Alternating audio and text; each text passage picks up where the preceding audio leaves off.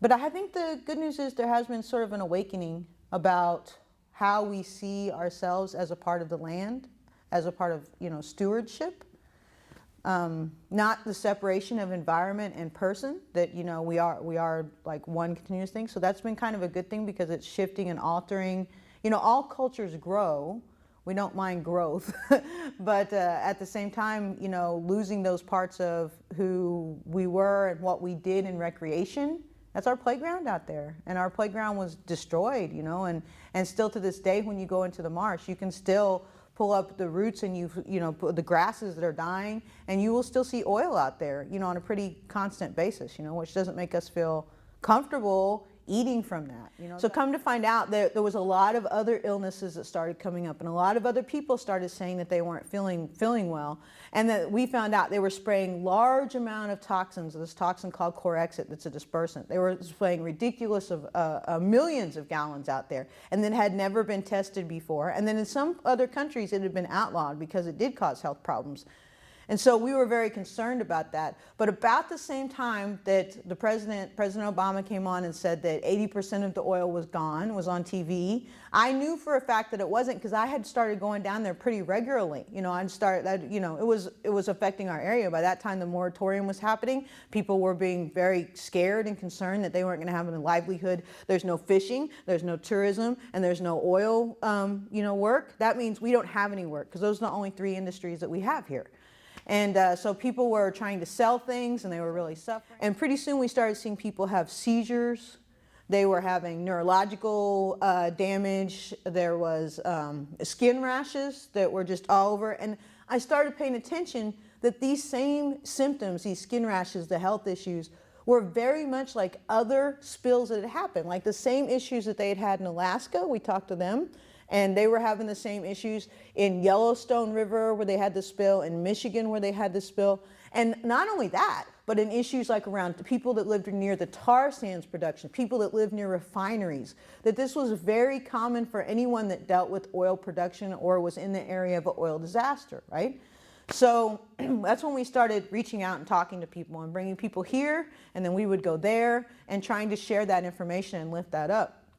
Luckily, one of the ladies that started, that was in the Valdez spill, her name's Ricky Ott. She started a program called the Alert Project. And that's another thing that we've been trying to work on, because we realize at this point there's really nothing we can do for the health issues here, right? First of all, our doctors don't know how to deal with it. They did a very good job of covering it up so that people didn't know what the health issues were. In fact, they actively told people that everything was okay. There was a study, I did a report. There was a study but from a group called ChemRisk.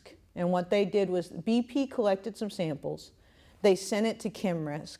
And they said, they had them tested. Well, ChemRisk put out a study saying that there was nothing out there that would hurt the workers, that everything was okay, right? Then BP used Purple Strategies, which was working for BP, to pick up this study, and they spread it all over the United States to tell everybody that everything was okay, that there was no sicknesses whatsoever, right? They're using that to this day in court to fight against people who said that they were ill. Now, we're talking about hundreds to thousands of people that are fighting this out. So they did a medical settlement, right? Which was good, because that was based on the fact that there were so many of us that were standing up and saying that they were ill, but also advocating for some kind of health care. So BP did a settlement. The BP health settlement came out in November. They had to have a they had to have a doctor saying that there was some sort of illness from April. So the settlement came out after you had to have a doctor saying that there was an illness, right? So if you didn't know, that's what it was. If your doctor didn't know, there was no way for you to have any kind of statement from your doctor until afterwards. So that left a large part of people outside of that settlement. So they're using this particular study that we did a report on to counteract those people as they go to court. And the only reason that we knew, we did the report, me and my friend Karen, the only reason we knew that it was that important and started digging deeper was they sued us. ChemRisk sued us for defamation for bringing up this study, right? For doing this. It was in the Huffington Post. Well, once they sued us, we started for, you know, two mothers. Like I'm a mother of 6 in South Louisiana. Karen's a Boston school teacher, public school teacher. You know, why are they coming after us? We started digging deeper. And we found out that one of the people that does the study, his name's Postenbach, he also said that asbestos was okay. He said tobacco was okay. So these are industry shills that are paid to pollute science, like they pollute the ocean, and to obfuscate the truth. And now they're using that to go after people that down here who were sick, right? This is how, and I only say this to show you, this is how deep and crazy this thing went. You know, there was intimidation tactics. People that were actively standing up and saying, I'm sick, I have this illness. I'll point you to them. I know where they're at. They had helicopters land in their yard. Their dogs were killed. I myself had a brick thrown through my window. We've been sued. We've been, you know, we would go to these meetings, and then when we would leave and go somewhere else, and there would be people following us around, and we'd ask them, and they said they were private investigators for BP. BP actively went after people who spoke up and said that they were ill. I mean, the depth with which this company went to try to hide the truth from the public is sickening, and to protect their bottom line. You know, that's what it really comes down to. What's more important, life or profit? And they make their choice, it's profit. And standing behind them, they have millions of dollars to say, to prove, to push us and push our voices down.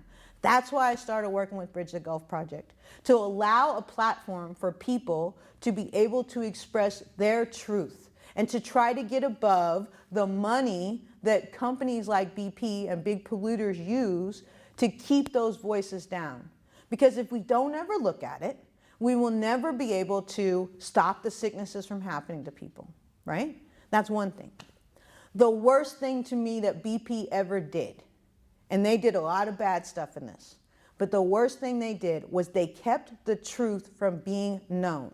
And I'm not talking about the truth to the public. They stopped, by spraying the dispersants, they stopped what would have been a very visual look at what we as a people and a society of this and societies of this earth have got to face about our consumption and who we are and where we fit into the natural world. They stole that opportunity from us, right? So maybe we're making some good strides where I live in Rayne, Louisiana. Maybe we're starting to think maybe we need some organic gardens, and maybe we need to stop driving quite so much in a town that's this big, right? Maybe we could do a little walking and stuff. But that's not enough, because we really have to go look at deeper things. What are we consuming? Who are we going to be? Because we have an opportunity here to change the trajectory of this entire planet.